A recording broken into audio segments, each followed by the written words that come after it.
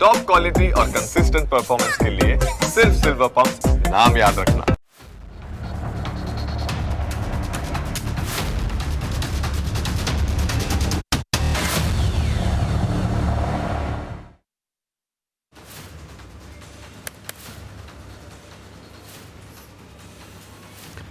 નમસ્કાર, હું Janak Dave. Full stop news analysis પ્રોગ્રામમાં આપનું સ્વાગત છે.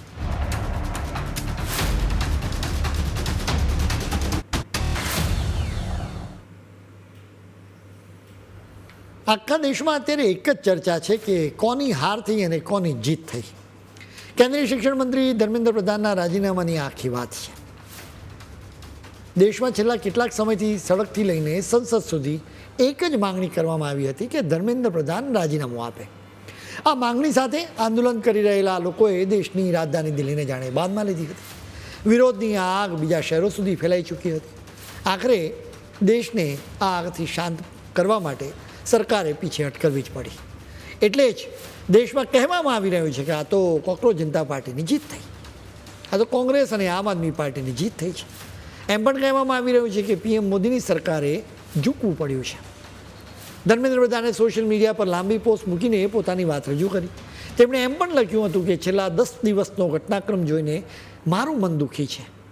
તેમણે એમ પણ લખ્યું હતું કે દેશની યુવા શક્તિને ભ્રમના કુચક્રમાં ફસવા નહીં દઈએ, અમારો સંકલ્પ છે. સાથે તેમણે એમ પણ લખ્યું કે આ સ્થિતિનો દેશ વિરોધી તાકાતો ફાયદો ન ઉઠાવે એટલા માટે હું રાજીનામું આપું છું. હવે સમજવું જરૂરી છે કે આ દેશ વિરોધી તાકાતો કઈ છે. અત્યારે આખા દેશના લોકોને એક ભ્રમ છે કે આ મામલે બે જ પક્ષો છે, જ્યાં એક તરફ સરકાર છે તો બીજી તરફ વિદ્યાર્થીઓ છે. સચ્ચાઈ એ નથી. મૂળ સમસ્યા એ છે કે કેટલાક લોકોએ વિદ્યાર્થીઓના ખભે બંદૂક મૂકીને કેન્દ્ર સરકારને નિશાન તાક્યું. હવે દિલ્હી પોલીસે શનિવારે સવારે પણ એના વિશે અણસાર તો આપ્યો જ હતો. દિલ્હી પોલીસે ચોખ્ખું કહી દીધું કે ધરણાના સ્થળ એવા જંતર મંતર ખાતે વિદ્યાર્થીઓની વચ્ચે ગુંડાઓ પણ છુપાયા હતા. એમાં કુખ્યાત ગુનેગારો પણ હતા. અહીં ફેશિયલ રેકગ્નાઇઝેશન સિસ્ટમ મારફત 2,500થી વધુ લોકોની ઓળખ કરવામાં આવી. આ લોકોનો ગુનાહિત ઇતિહાસ રહ્યો છે. એટલે સવાલ થવો વ્યાજબી બને છે કે વિદ્યાર્થીઓની, એમાં પણ મેડિકલનું ભણવા માંગનારા લોકોની વાત થઈ રહી હોય ત્યારે વચ્ચે ગુંડાઓ શું કરી રહ્યા હતા. હવે સ્વાભાવિક રીતે સવાલ થાય કે ફેશિયલ રેકગ્નાઇઝેશન સિસ્ટમથી આ ગુંડાઓની કેવી રીતે ઓળખ થઈ. પોલીસ સંવેદનશીલ સ્થળોએ લાઈવ કેમેરા અને ડ્રોન દ્વારા ભીડના ચહેરાઓનું સતત મોનિટરિંગ કરે છે.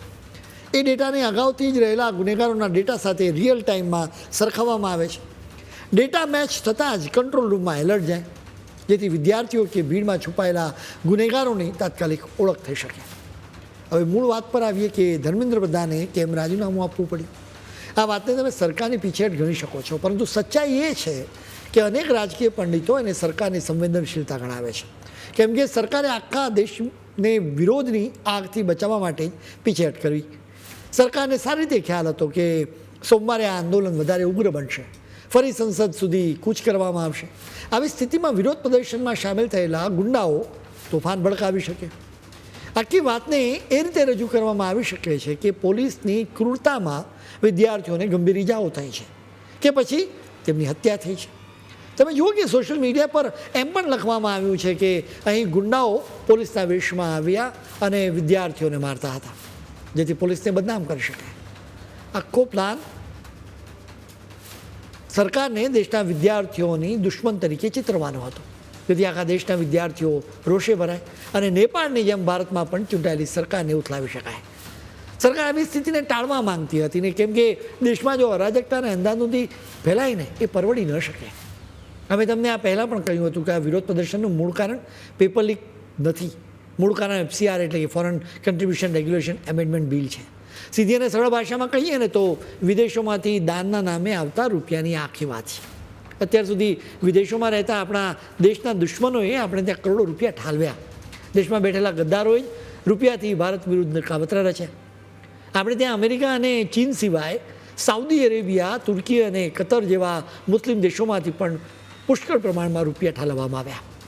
આ કાવતરાને રોકવા માટે સરકાર સંસદમાં એક બિલ લાવવા માંગે છે, એટલા માટે જ દેશ વિરોધી ગુંડાઓના પેટમાં ભયંકર તેલ રેડાયું. એટલે જ આ આંદોલન ચલાવવામાં પણ આવ્યું. મૂળ સમસ્યા એ હતી કે ભૂતકાળમાં પીએમ મોદીની સરકારની વિરુદ્ધના આંદોલનો મોટાભાગે દિલ્હી પૂરતા સીમિત રહ્યા હતા. નાગરિકતા સુધારા કાયદાની વિરુદ્ધ દેશભરમાં વિરોધ પ્રદર્શનો થયા, જોકે એ પણ મોટાભાગે મુસ્લિમોની બહુમતીવાળા વિસ્તારોમાં જ થયા હતા. બાકી ખેડૂતોનું આંદોલન દિલ્હી પૂરતું જ હતું, જોકે આ આંદોલન ધીરે ધીરે વધારે ઉગ્ર બનતું હતું. ચિંતાની વાત એ હતી કે દિલ્હીની જેમ મુંબઈ, પુણે અને કોલકાતા સહિત અનેક રાજ્યોમાં આંદોલનની આગ ફેલાઈ હતી, એટલે ચિંતા વધારે હતી. હવે માની લો કે દિલ્હીમાં સરકાર કોઈ રીતે અંકુશ મૂકી પણ લે, પરંતુ કોઈ એક શહેરમાં પણ આ આંદોલનના રમખાણોમાં ફેરવાઈ જાય, જેના લીધે કોઈ વિદ્યાર્થીનું મોત થાય, તો ફરી મામલો વણસી શકે. યાદ રાખો કે નેપાળ હોય કે બાંગ્લાદેશમાં યુવાનના મોત બાદથી જ આખું આંદોલન ઉગ્ર બન્યું હતું. હવે સ્થિતિ ન સર્જાય એટલા માટે ધર્મેન્દ્ર પ્રધાનનું રાજીનામું લેવામાં આવ્યું અને સરકાર માટે એ બધું હિતાવવા લાગ્યું. એમ પણ નથી કે રાજીનામું પહેલાં સરકાર હાથ પર હાથ રાખીને બેસી હતી. ખુદ પીએમ મોદીએ યુવાનોની ભાષામાં પોતાની વાત રજૂ કરી. તેમણે સોશિયલ મીડિયા પર સેલ્ફી વિડીયો રજૂ કર્યો, જેમાં તેમણે કેન્દ્ર સરકારે લીધેલા પગલાં ગણાવ્યા. તમે પીએમ મોદીને પણ એકવાર સાંભળો. अब तक पिछले 2.5 महीनों में अनेक विध कदम उठाए गए, गुनहगारों को पकड़ा गया है, वे जेल में पड़े हैं. मैंने आज फास्ट ट्रैक कोर्ट के लिए विभागों को निर्देश दिए थे. आज विभागों ने लगातार मेहनत करके देर रात मुझे मुसद्दा भी दे दिया. પીએમ મોદીએ તેમની સરકારે લીધેલા પગલાંની વિગતો આપી. તમે જુઓ કે તેમના આ સેલ્ફી વિડીયોને થોડા જ કલાકોમાં 30 લાખ વ્યૂઝ મળ્યા, જેનો આભાર માનવા માટે પીએમ મોદીએ ફરી એકવાર વિડીયો રજૂ કર્યો હતો. મૂળ વાત એ છે કે આપણા દેશમાં પેપર લીકનો જે મુદ્દો છે ને એ ખૂબ જ મોટો બનાવવામાં આવ્યો. અમે પણ માનીએ છીએ કે પેપર લીક તો ન જ થવું જોઈએ, પરંતુ એને લઈને ખૂબ રાજકારણ રમાયું અને ખૂબ હંગામો મચી ગયો. વિદ્યાર્થીઓની વાતને હાઈજેક કરી લેવામાં આવી. પીએમ મોદીની સરકારે એને ગંભીરતાથી પ્રયત્નો પણ કર્યા, જેમ કે શુક્રવારે મંત્રીમંડળની મિટિંગમાં પેપર લીક કાયદા સુધારા બિલને મંજૂરી આપવામાં આવી, જેમાં પેપર લીક કરનારાઓની વિરુદ્ધ આકરી જોગવાઈ છે. એની જોગવાઈઓ પર જો એક નજર કરીએ ને તો પેપર લીકના કેસમાં 10 વર્ષ કેદની સજા અને 10 કરોડ રૂપિયાના દંડની સીધી જોગવાઈ છે. પેપર લીકમાં કોઈ કોચિંગ સંસ્થા કે શિક્ષણની સંડોવણી હશે ને તો એ સંસ્થાને તાળું મારી દેવામાં આવશે. એટલું નહીં, પેપર સેટિંગ કરનારો જો દોષી હોવાનું પુરવાર થશે તો તેને આજીવન સિસ્ટમમાંથી બહાર કરી દેવામાં આવશે. આ મામલે ફાસ્ટ ટ્રેક કોર્ટ બનાવવાની પણ જાહેરાત કરવામાં આવી. એટલું નહીં, સરકારે શિક્ષણ વિભાગમાં પણ મોટા ફેરફારો કર્યા છે. એક તરફ પીએમ મોદીની સરકારે પેપર લીકને રોકવા માટે નક્કર પગલાં લીધા, સાથે જ કોકરોચ જનતા પાર્ટીની સાથે 3 વાર મિટિંગ પણ કરી. એમ છતાં લાગતું હતું કે મામલો થાળે તો નહીં પડે, એટલે જ વાત ધર્મેન્દ્ર પ્રધાનના રાજીનામા સુધી પહોંચી. હવે સૌથી મોટો સવાલ એ છે કે ધર્મેન્દ્ર પ્રધાને તો રાજીનામું આપી દીધું, પરંતુ હવે પછી શું થશે? અમે તમને આ જ મામલે વિગતે વાત કરીશું, પરંતુ અત્યારે સમય છે એક બ્રેકનો.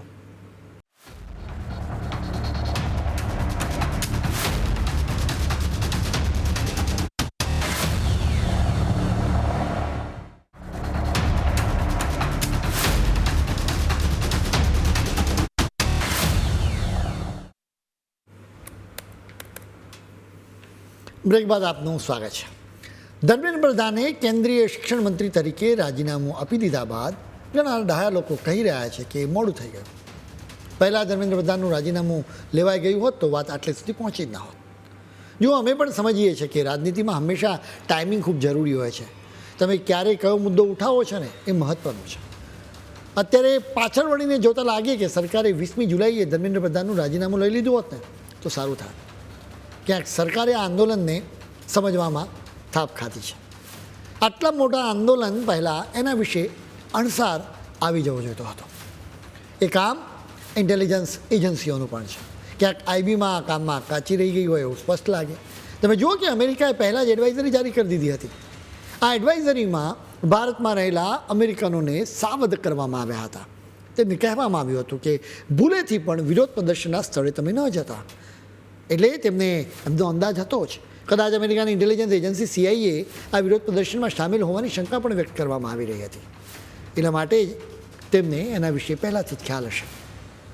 કદાચ સરકારને એ પણ ખ્યાલ હશે કે મામલો વધારે આક્રમક બનશે. પરંતુ કોઈ કેન્દ્રીય મંત્રીનું રાજીનામું લઈ લેવું એ સરળ પ્રક્રિયા નથી.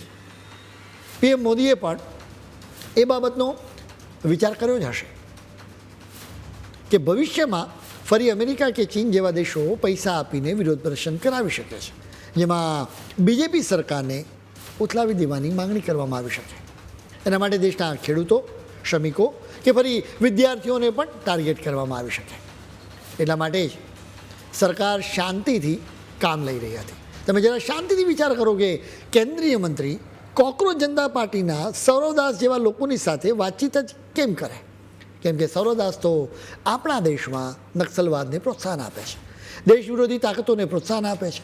આમ છતાં કેન્દ્રીય મંત્રીઓ તેને મળ્યા, તેની વાતચીત સાંભળી, મામલો સૂઝબૂઝથી થાળે પાડવાની કોશિશ કરી. એમ છતાં આ લોકો તો જીત પર મક્કમ હતા.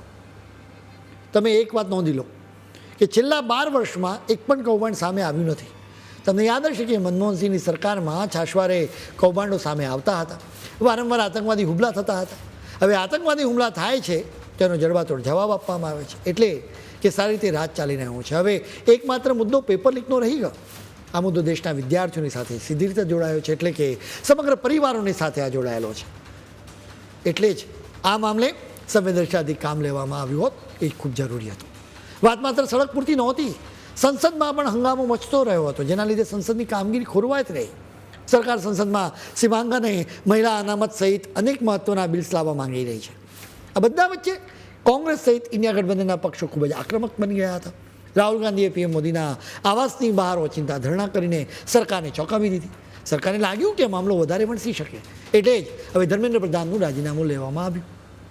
2014માં પહેલી વખત પીએમ મોદીની સરકાર બની ત્યારથી અત્યાર સુધીમાં ધર્મેન્દ્ર પ્રધાન જેઓ અથવા તો એના પહેલાં એવા કેન્દ્રીય કેબિનેટ છે કે જેમણે વ્યાપક વિરોધના કારણે રાજીનામું આપવું પડ્યું હોય. જોકે આ પહેલાં 2018માં વિદેશ રાજ્યમંત્રી MJ અકબરે રાજીનામું આપ્યું હતું. એ સમયે દુનિયાભરમાં મી ટુ આંદોલન ચાલી રહ્યું હતું. MJ અકબર સામે શારીરિક શોષણના આરોપો મૂકવામાં આવ્યા હતા. ધર્મેન્દ્ર પ્રધાને રાજીનામું આપ્યું છે, પરંતુ કોકરોચ જનતા પાર્ટીએ તો કુલ 3 માંગણીઓ કરી હતી. આજ મુદ્દે શનિવારે સરકાર અને કોંગ્રેસ જનતા પાર્ટીની વચ્ચે વધુ એક વખત મિટિંગ થઈ, જેમાં સરકાર તરફથી કેન્દ્રીય મંત્રીઓ JP નડ્ડા અને જીતેન્દ્રસિંહ હાજર હતા, જ્યારે કોકરોચ જનતા પાર્ટી તરફથી સૌરવદાસ અને આશુતોષ રાનકા સામેલ થયા હતા. આ મિટિંગ બાદ પત્રકાર પરિષદ પણ કરવામાં આવી હતી, જેમાં સરકાર અને કોકરોચ જનતા પાર્ટી તરફથી કેટલીક વાત રજૂ કરવામાં આવી. ધર્મેન્દ્ર પ્રધાનના રાજીનામાની કોકરોચ જનતા પાર્ટીની પહેલી મુખ્ય માંગણી સ્વીકારી લેવામાં આવી છે. જોકે તેમની બીજી 2 મુખ્ય માંગણીઓ છે, જેમાં કે આ લોકો કહેતા આવ્યા છે કે દિલ્હી અને દેશના બીજા રાજ્યોમાં વિરોધ પ્રદર્શન કરનારાઓની સામે કરવામાં આવેલી FIRને પાછી ખેંચી લેવામાં આવે. સરકારે આ વાત પણ સ્વીકારી લીધી છે. દિલ્હીમાં આ વિરોધ પ્રદર્શનને લઈને 15 થી 20 FIR કરવામાં આવી છે, જેની નકલ કોકરોચ જનતા પાર્ટીને આપવામાં આવશે. નીટનું પેપર લીક થયા બાદ દેશમાં કેટલાક વિદ્યાર્થીઓએ આત્મહત્યા કરી હતી. કોકરોચ જનતા પાર્ટીએ માંગણી કરી હતી કે આ વિદ્યાર્થીઓના પરિવારજનોને 1 કરોડ રૂપિયાનું વળતર આપવામાં આવે. શનિવારે મિટિંગમાં સરકાર તરફથી સ્પષ્ટ કહેવામાં આવ્યું કે આવા પરિવારજનોને પ્રત્યે સરકારને પણ સહાનુભૂતિ છે, એટલે જ નિયમો મુજબના મહત્તમ વળતર કરી આપવામાં આવશે. આ 3 માંગણીઓ પૂરી થયા બાદ સરકારે કોકરોચ જનતા પાર્ટીને ચોખ્ખી વાત કરી કે તમે વિરોધ પ્રદર્શન કરનારાઓને ઘરે જતા રહેવા કહી દો. એટલે કોકરોચ જનતા પાર્ટીએ પણ પ્રદર્શનકર્તાઓને શાંતિથી ઘરે જવા કહી દીધું. કોકરોચ જનતા પાર્ટીએ સિવાય શિક્ષણ અને પરીક્ષા વ્યવસ્થામાં સુધારા માટે 5 મુદ્દાનો પ્લાન રજૂ કર્યો, જેના મામલે આગળ જતાં સરકાર અને કોકરોચ જનતા પાર્ટીની વચ્ચે વાતચીત થતી રહેશે. ધર્મેન્દ્ર પ્રધાને રાજીનામું આપ્યા બાદની તમે કોકરોચ જનતા પાર્ટીની ભાષા પણ જુઓ. એનો એક નેતા તો કહે છે કે સરકાર અમારી ગુલામ છે. અભિજીત દીપકેએ કહ્યું કે ઝુકતી હે દુનિયા ઝુકાને વાલા ચાહીએ. તેણે એમ પણ કહ્યું કે આ પહેલી વિકેટ છે, હજુ તો આ શરૂઆત છે. એટલા માટે જ અત્યાર સુધી PM મોદીને ખ્યાલ હતો કે કોકરોચ જનતા પાર્ટીના લોકોનો બદ ઇરાદો તેમની સરકારને ઉથલાવી દેવાનો પણ છે. એટલા માટે જ અત્યાર સુધી ધર્મેન્દ્ર પ્રધાનનું રાજીનામું ફટાક દઈને નહોતું લેવામાં આવ્યું. ધર્મેન્દ્ર પ્રધાને રાજીનામું આપ્યું એટલે તમે કહી શકો કે કોકરોચ જનતા પાર્ટીનું આંદોલન કંઈક અંશે સફળ રહ્યું છે. આ સફળતાનું સિગરેટ મજાક પણ છે.